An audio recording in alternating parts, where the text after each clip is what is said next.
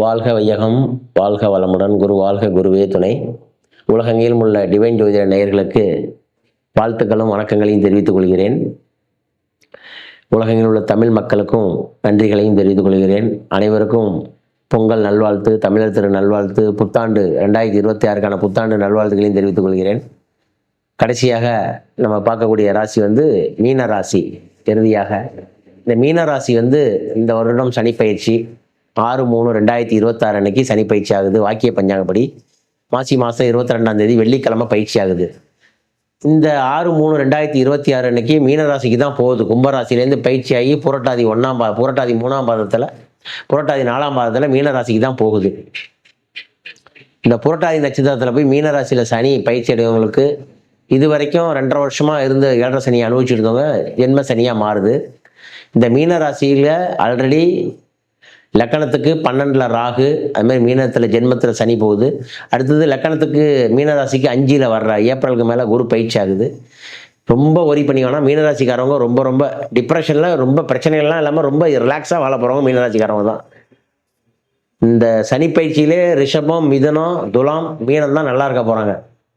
கடகம் பழைய பிரச்சனைகள்லாம் ரெக்கவர் ஆகி வர போகிறாங்க. மீனராசிக்காரவங்க எல்லாத்தையும் ரிலாக்ஸாக வாழ போகிறாங்க. 7.5 சனியை கண்டு தான் மீனராசிக்கு போதுன்னு உடம்பை மட்டும் பார்த்துங்க, ஹெல்த்தை மட்டும் பார்த்துங்க. என்ன வயசுக்காரவங்களோ 10 வயசுலேருந்து 80 வயசு வரைக்கும் 100 வயசு வரைக்கும் ஹெல்த்தை மட்டும் பார்த்துங்க. உணவை மட்டும் கரெக்டாக சாப்பிடுங்க, அது மட்டும் போதும். மீனராசி புரட்டாதி நட்சத்திரம், உத்திரட்டாதி நட்சத்திரம், ரேவதி நட்சத்திரம். இந்த மீனராசி புரட்டாதி நட்சத்திரக்காரவங்க கொஞ்சம் சுயநலவாதியாக இருப்பாங்க. கொஞ்சம் குவைட்டாக இருப்பாங்க. அவங்க சொல்கிறத அவங்களுக்கு பிடிச்சிருந்தா செய்வாங்க, பிடிக்கலன்னா கண்டுக்க மாட்டாங்க.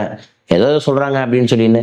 ஆனால் இந்த மீனராசிக்காரவங்க பெரியவங்களுடைய பக்தி, ஆசீர்வாதம், தெய்வ ஆசீர்வாதம் எல்லாம் உண்டு.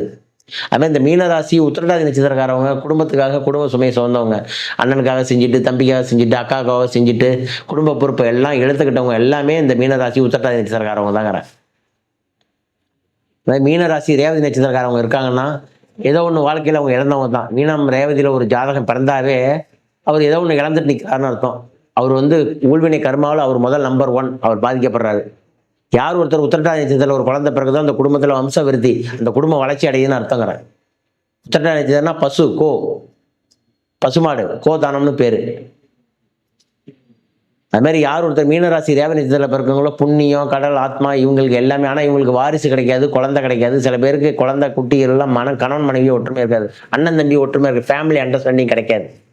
இல்லை கணவன் மனைவி ரொம்ப நாள் பிரிஞ்சு இருக்கணும், வெளிநாட்டில் இருக்கணும், இந்த மாதிரிலாம் இருக்கும். இந்த மாதிரிலாம் ரேவதி நட்சத்திரக்காரவங்க பிரிஞ்சு வாழ்கிற மாதிரி இருக்கும். பொதுவாக இப்போ மீனத்தில் சனி இருக்கிறதுனால வருகின்ற ஏப்ரல் மாதத்துக்கு மேலே அவங்களுக்கு நல்ல ஒரு வைப்ரேஷன், நல்ல ஒரு யோகங்கள் உண்டு பண்ணுங்கிறாங்க. எந்த ஒரு மாற்றமும் இல்லை. ஏப்ரல் மாதம் வரைக்கும் பொறுமை காக்கணும், அவதூறு பேச்சுகள் பேசக்கூடாது, பொறுமை காத்து இருக்கணும். 2வது வண்டி வாகனத்தில் போகிறது கொஞ்சம் ஜாக்கிரதையாக போகணும். மீனராசிக்காரவங்களுக்கு பண வருமானத்துக்கு பிரச்சனை இல்லை, பண வருமானம் கண்டிப்பாக வரும். 7.5 சனி நடக்குது, மீனத்தில் பயிற்சி ஆயிடுச்சுன்னு பண வருமானம் கண்டிப்பாக வரும். வேலைகள் வலைபலு கூடும், டபுள் வருமானம் வரும், வேலையும் டபுள் வேலையாக வரும். ஒர்க்கு ஓட்டிலாம் கொடுப்பாங்க. வெளிநாட்டில் உள்ள மனிதர்கள்லாம் ஓட்டிலாம் நிறையா கொடுப்பாங்க. மீனராசியில் உள்ளவங்க நிறைய பேர் வெளிநாடு வெளியூரில் இருப்பாங்க. நீங்கள் வேணால் செக் பண்ணி பாருங்கள். வருமானங்கள் டபுள் வருமானம் வரும் அவங்களுக்கு. அதை பற்றிலாம் பயப்பட வேண்டியதில்லை. உடம்பை மட்டும் நீங்கள் வருத்திக்காமல் உடம்பை மட்டும் சாப்பிட்டு நல்லா ஹெல்த்தாக இருங்க. அதுமாதிரி மீனராசி புரட்டாதி நட்சத்திரத்தில் பிறந்தவங்க நீங்கள் போக வேண்டிய கோவில்னு ஒன்று இருக்குது. அந்த கோயிலுக்கு போயிட்டு இருந்தீங்கன்னா ரொம்ப ரொம்ப ரொம்ப ரொம்ப விசேஷம். அந்த கோயிலுக்கு, அந்த கோவில் என்ன அப்படின்னு சொன்னால் நம்ம கதிராமங்கலம் வனதுர்க்கைன்னு இருக்குது. கும்பகோணத்துலேருந்து மயிலாடுதுறை செல்லும் வழியில் கதிராமங்கலம் வனதுர்க்கை, வனதுர்கா பரமேஸ்வரன் பேர். எப்படி உறையூர் வெக்காளியம்மன் கோயிலில் மேலே கோபுர கலசம்லையோ ஓப்பனாக இருக்கும் அந்த கோயில். மீனராசி புரட்டாதி நட்சத்திரம் போகிறவங்க கதிராமங்கலம் வனதுர்க்கையை போய் வனதுர்கா பரமேஸ்வரியை வணங்கிட்டு வந்தீங்கன்னா ரொம்ப நல்லாயிருக்கும். அது மாதிரி மீனராசி உத்திரட்டாதி நட்சத்திரத்தில் பிறந்தவங்க காமதேனு பட்டீஸ்வரம் துர்க்கை அம்மன், காமதேனு புரீஸ்வரரை வணங்கிட்டு அங்கே பசுவுக்கு கோதானம் வணங்கிட்டு வந்தீங்கன்னா ரொம்ப நல்லாயிருக்கும். அதே மாதிரி மீனராசி ரேவதி நட்சத்திரத்தில் பிறந்தவங்க கண்டிப்பாக தேவிப்பட்டினம் போய் சாமி கும்பிட்டுட்டு வரணும். மீனராசி ரேவதி நட்சத்திரத்தில் பிறந்தவங்க தேவிப்பட்டினம் கடல் காத்த பெருமாளை போய் சாமி கும்பிட்டுட்டு வரணும். இப்படிலாம் செஞ்சுட்டு வந்தீங்கன்னா உங்களுடைய இந்த 7.5 சனியோட தாக்கங்கள் ரொம்ப இருக்காது. உங்கள் கர்மாவை எடுத்துக்கொள்ளக்கூடிய கோயில்கள் இதெல்லாம் நான் சொல்கிறது எல்லாமே. இந்த கோயிலுக்கு போயிட்டு இருந்தீங்கன்னா உடனே நீங்கும். அதே மாதிரி இந்த மீனராசிக்கு 3 நட்சத்திரக்காரங்களும் பொதுவாக நான் மீனராசியாக அந்த 3 நட்சத்திரக்காரங்களும் போக வேண்டிய கோயில் பாண்டிச்சேரி பக்கத்தில் பாவூர் அப்படின்னு இருக்குது. அந்த சிவன் கோயில் இருக்குது. அந்த சுவாமி பேர் வந்து வாவூர் சிவன்னாவே வந்து எல்லாருக்குமே தெரியும். வாவூர் சிவன் கோயில், அந்த கோயிலில் போய் சாமி தரிசனம் பண்ணி பள்ளியறை தரிசனம் பார்த்து இல்லை விளக்கு பூஜை பண்ணி இந்த மாதிரி சாமி கும்பிட்டு வந்தீங்கன்னா மீனராசிக்கு ரொம்ப ரொம்ப மோட்சம். பாவூர் சிவன் கோயில்னா எல்லாரும் பாண்டிச்சேரியிலேருந்து 15 கிலோமீட்டர் தொலைவில் இருக்குது பாவூர் சிவன் கோவில். இந்த கோயிலில் போய் சாமி கும்பிட்டு வந்தீங்கன்னா மிக்க மகிழ்ச்சி, மேலும் மேலும் வாழ்க்கையில் வெற்றி அடைவாங்க, அவங்களுடைய இயல்பான மாற்றங்கள் மாறும். ஆமாம், அதனால் வந்து கண்டிப்பாக நீங்கள் செல்ல வேண்டிய ஆலயம் வந்து மீனராசிக்காரங்களுக்கு வந்து கடல் சார்ந்த பகுதி, அதாவது கடலில் போய் குளிக்கலாம். ரெண்டாவது வந்து மற்றவங்களுடைய சொல்லுக்கு எதிர் சொல்லு பேசாமல் இருங்க. அதாவது வந்து ஆர்கியூமெண்ட் பண்ணாதீங்க, எல்லாத்தையும் தேவையில்லைன்னா ஒதுங்கிக்கங்க. இப்போ இருக்கிற காரணம் அதான், யார்கிட்டயும் பேச பிடிக்கலையா ஒதுங்கிங்க. தேவையில்லாமல் நீங்கள் ஆர்கியூமெண்ட் பண்ணீங்கன்னா உங்கள் மேலே வழக்கு போடுவாங்க, கேஸ் போடுவாங்க, எல்லாம் நடக்கும். உங்கள் மேலே கெட்ட பேர் ஏற்படுத்துவாங்க. இது மட்டும்தான். அது மாதிரி தேவை உள்ள உணவுப் பொருளை மட்டும் சாப்பிடுங்க, இதை மட்டும் செய்யுங்க, ரொம்ப நல்லா ஆயிடுவீங்க. அது மாதிரி மீனராசிக்கு உண்டான கோயில்கள் சொல்லியிருக்கேன். புரட்டாதி நட்சத்திரத்துக்கு கதிராமங்கலம் போகணும். உத்திரட்டாதி நட்சத்திரத்துக்கு பட்டீஸ்வரம் துர்க்கை காமதேனுபுரீஸ்வரன் பேர். அது உத்திரட்டாதி நட்சத்திரத்துக்கு உண்டான கோயிலே அதாங்கிறேன். போய் பசுமாட்டுக்கு அங்கே உள்ள பசுமாட்டுக்கு அகத்திக்கீரை வாங்கி கொடுத்துட்டு அங்கே பசுமாட்டுக்கு கோதுமை தவிடு வாங்கி கொடுத்துருந்தாவே ரொம்ப ரொம்ப புண்ணியங்கிறேன். பட்டீஸ்வரம் துர்க்கையை வணங்கிட்டு வர்றது. அது மாதிரி வந்து மீனராசி ரேவதி நட்சத்திரத்துக்கு வந்து தேவிப்பட்டினம் போயிட்டு வரணுங்கிறேன். கடலில் குளிச்சுட்டு தேவிப்பட்டினம், அந்த நவகிரகங்கள் வந்து கடலுக்குள்ளே இருக்கும். சாமி கும்பிட்டு வந்தீங்கன்னா ரொம்ப நல்லது.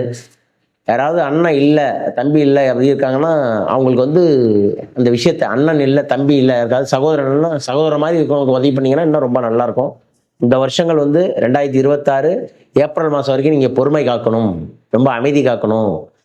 அதுமாதிரி மருத்துவ செலவு, உங்களுக்கு குழந்தைகள் இருந்தால் மருத்துவ செலவு ஏற்படும். அது ஆண் குழந்தைகள் இருந்தால் நிறைய தண்ட செலவுகள் ஏற்படும்.